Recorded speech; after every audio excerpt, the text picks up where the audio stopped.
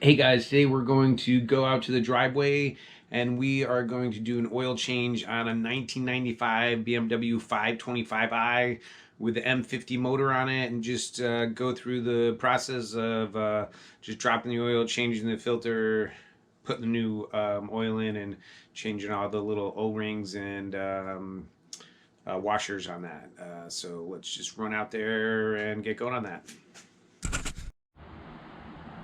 Hey guys, we're back out here at the E34 525i with the M50 motor. We're gonna be doing an oil change here.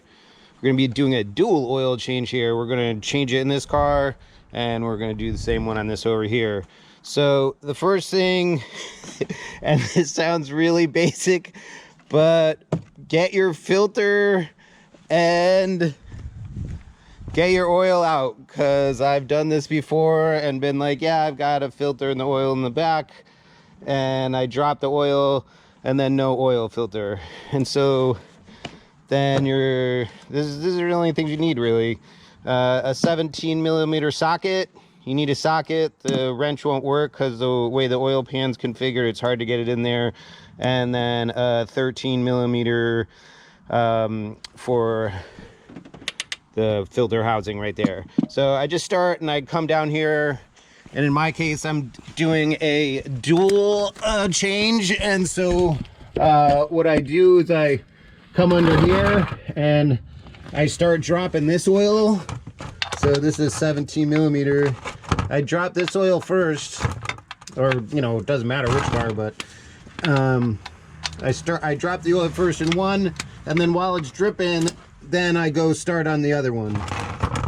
So then it gives the time for the oil to drip out. And I usually use rubber gloves. Actually, I think I'll go switch to some rubber gloves. All right, I got a rubber glove for this job right here. Yeah, it's just a little cold out today, so I didn't want to wear just rubber gloves, but actually it's not that bad. It'll be fine. All right, so we're just I just set this aside right now and let this drip down.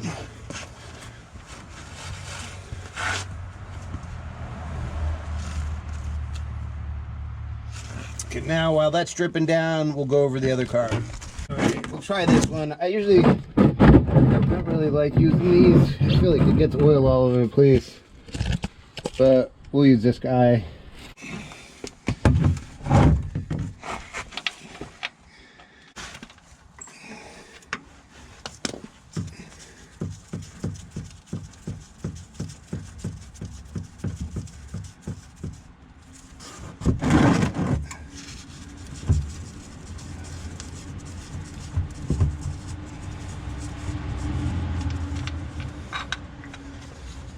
We got that guy dripping down. Now we'll go back over the other car.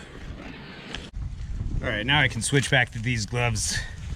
It's a little warmer than those rubber ones. So I always have paper towels out here, and I just usually lay some paper towels out so I can put stuff down on top of them. So just loosen this guy up.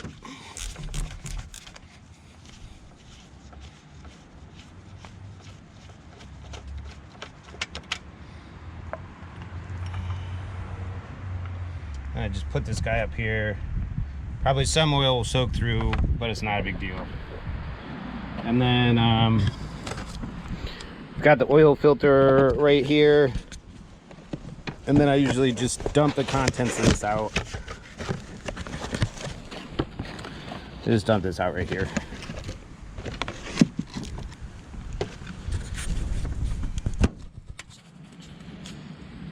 And then this might be a little messy, but when I take the filter out, I usually just let it drip a little bit, and then I put it in the box and then toss it. And so people, have different opinions on whether the engine should be hot or cold, and most people are like, definitely should be hot so you get all the goop out. But I think I go back and forth with it, because if, yeah, it probably gets more goop out, but you don't get as much oil out though either, because you ran the motor recently. So oops, I forgot the important part. So I just take this, just drop this guy in here. So now it's still dripping down underneath. We didn't put that plug back in. So we're just gonna take care of this first. So we want as much oil out of the car as possible. So I already ran this car today, and I usually like to just do it after the car sat overnight. You just get a lot more oil out instead of there being oil all up in the top of your engine that hasn't dripped down in the pan yet. But that's just my personal preference. I mean, I don't see a problem with it either way, honestly. So I mean, I change my oil way more often than most people probably do. I try to change the oil every 3,000 miles. So now we'll just bring this guy over here. And so just, I try to take everything apart first and then put it back together. So we want to take this little seal off right here. So just wind that off. Take this guy out. I guess you could have done it the other way. And then this seal gets replaced right here. So just pick that out of there. Get that seal out. And then there is a washer that sometimes ends up on this side or sometimes ends up on this side. So here it is right here. So just take this washer off of here. It's not cooperating. All right, there we go.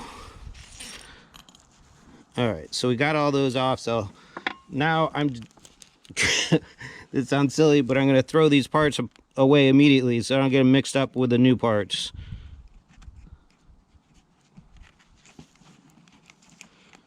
All right, we'll get rid of these.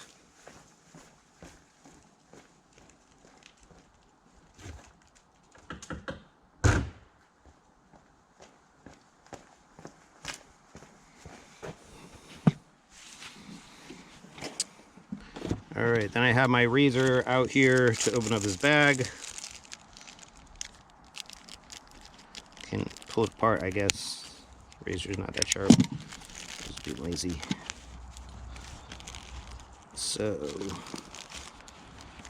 So we've got 2 washers and 2 O-rings, and one of those washers is for down below on the oil plug. So we'll get this back together and put this washer on first.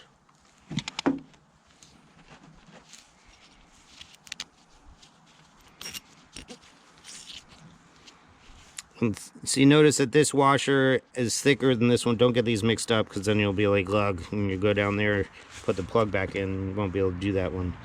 And then this one just wraps around here like this. Boom. And so with this guy, I usually try to put a little oil on my fingers and put some oil on this guy.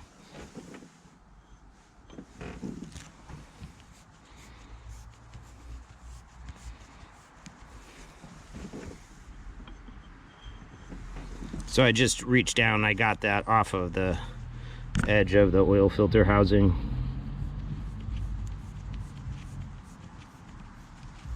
There, now it doesn't look so dry. It'll be fine either way, probably. Clean my fingers a bit here. All right, so we'll get this back on here.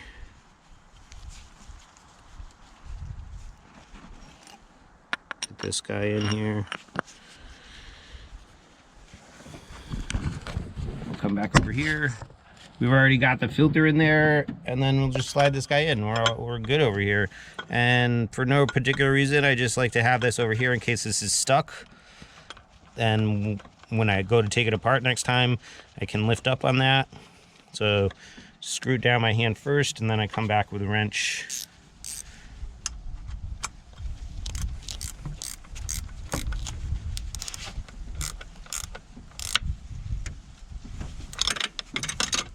And then I drop it in the motor. Okay, great. I'm pretty sure I actually haven't pulled that move before, but it's not surprising. All right. Okay, just want to make sure that doesn't feel right. I'm gonna just loosen that up and try it again. Oh, there it goes. I didn't feel like it was like on center for some reason.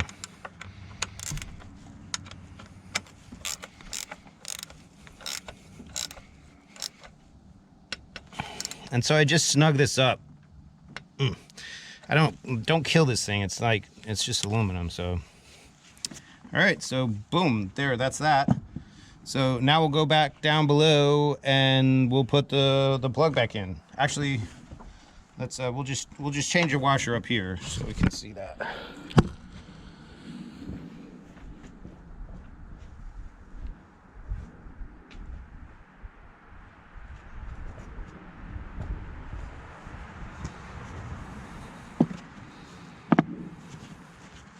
And this is the same. Sometimes the washer ends up on this end, and sometimes it ends up on the motor side. Let's see.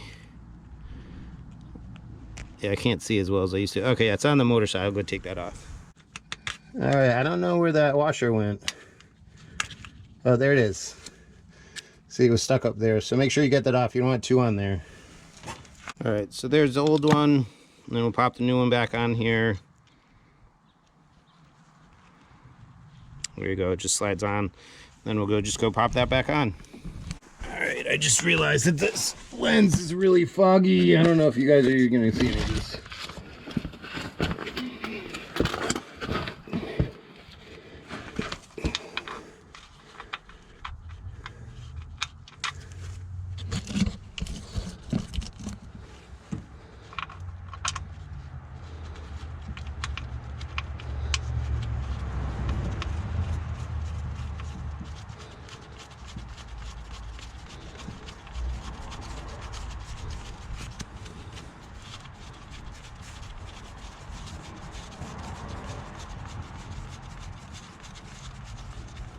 All right, so we just snug it down by hand, and then we'll just snug it up with this ratchet.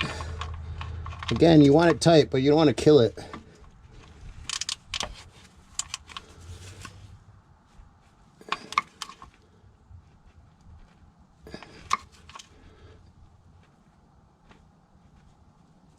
All right, that feels good. All right, now we'll slide the pan out right now so we don't forget about it and then run over it. This thing's pretty full.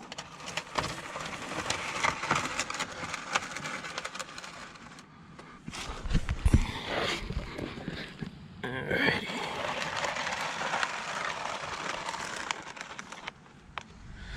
All right, so now we can start filling it back up.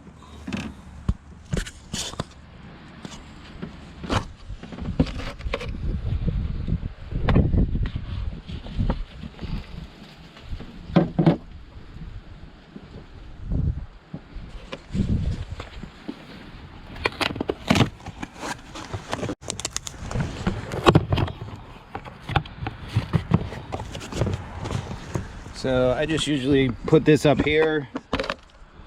I just put this up here and then I work from up here. Take one out. And then I just get it going right here. I don't use a funnel or anything. Might get messy. Oh, that was the worst shot ever. Can't take the camera pressure. And then I let that sit, and while that's dripping down, then I go to the other car and I do something. So then we'll start the same process as this. On this one, I don't think I'm going to show you the back and forth. I think you guys don't need to see the oil change twice. So yeah, we'll just keep going on that note, and maybe we'll just speed this up. I'll do this all at once right here.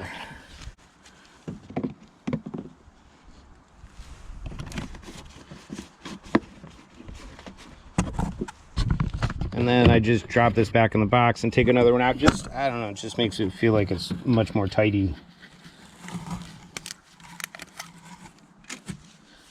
All right, let's try again.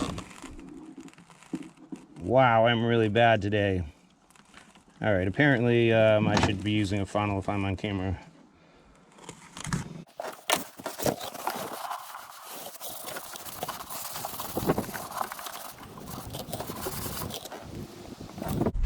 So my uncle used to work at an oil changing place when he was a kid, and so he did so many oil changes. What he would do is like, so this is still dripping a little, and so he would take this and he'd put it in a bin that was clean, and he would turn it upside down, And then he would do that with every can that he used throughout the day. And then by the end of the day, there's usually enough to do an oil change on his own car, and so he would just use the mixed oil to put in his car. All right, there we go. But we're just changing these two cars. I don't think it's worthwhile saving that.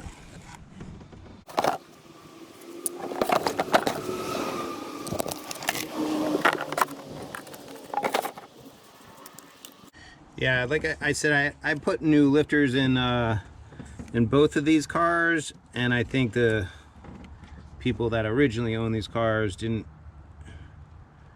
change the oil as much as I changed the oil on these. And so I've had good luck with these. I've had a bunch of these cars, and the other ones I always change the oils every like 3,000 miles, and the other ones I never had to put any lifters in, so I think it's definitely helps changing the oil all the time. Maybe there's a little luck involved too, I don't know.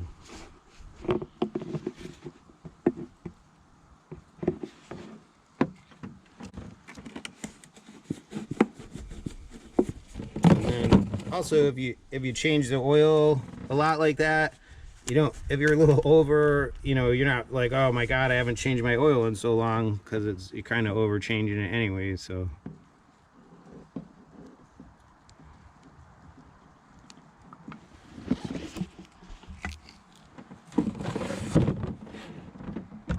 and if you're not using a funnel, you always want to pour it with the spout on the top side, not on the bottom side. Some people will pour it like this, but then it's like glugging out. If you pour it like this, then it's pouring out because the air is coming in at the top.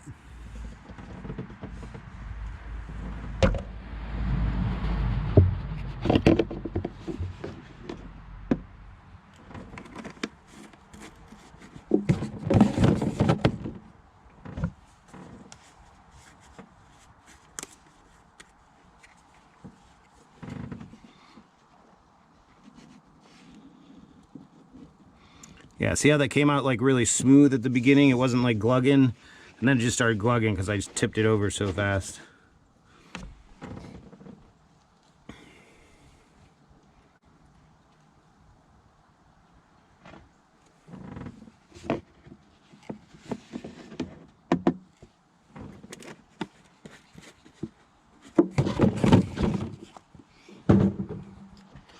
All right, I definitely feel like I need to replace this gasket right here, but I haven't done it. I need to get one of those. Clean this mess up a little bit.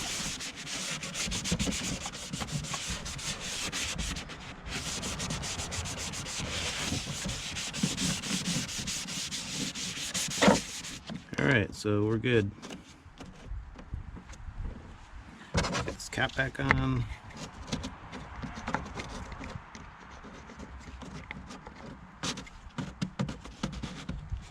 What's going on? That doesn't feel right. Is that right? Okay. What is going on here? Oh, that's why.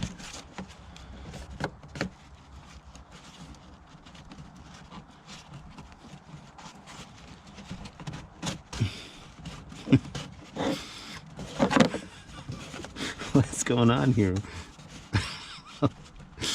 This thing is not cooperating. Okay. All right, well, I'll work on that.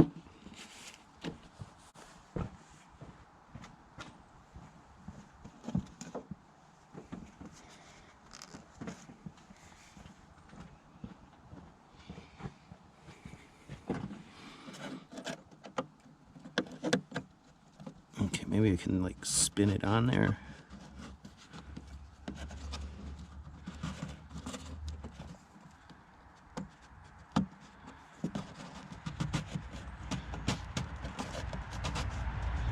I think it was closer on one side than the other. All right, that looks much better. All right, I knew there's something funny with that.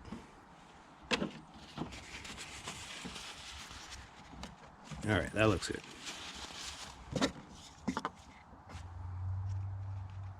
All right, we'll get this on here. Beautiful, that looks right. All right, so I think we're done here. I'll just clean up a little more, get rid of the rags and everything. We're good. And yeah, so don't put that right next to you because I just almost stepped in that a minute ago. So there you go. Oh yeah, I know this is foggy, but the thing's fogged up. I don't even know if I'm gonna post this video. But anyway, so the last step is I put one of these up here, and I put the mileage that I changed it at. I don't put the mileage where you're supposed to change it. I want to know when I changed it. So I usually just put mileage. I don't usually fill in the date and stuff because I change it so frequently. But yeah, these are cheap. I just bought a whole bunch of them. I keep in my toolbox. All right, well, I think that was self-explanatory, I guess, pretty much. I think the only thing we really didn't talk about is I personally use the 1030 Mobil 1 synthetic oil, and it comes in a case of 6, and I always just put all 6 quarts in there. I think the manual calls for 5.5 quarts, but it might be a little overfilled with the 6, but it's not really something that I personally am concerned about. But I think that covers it. Thank you guys for watching, and we'll catch you later.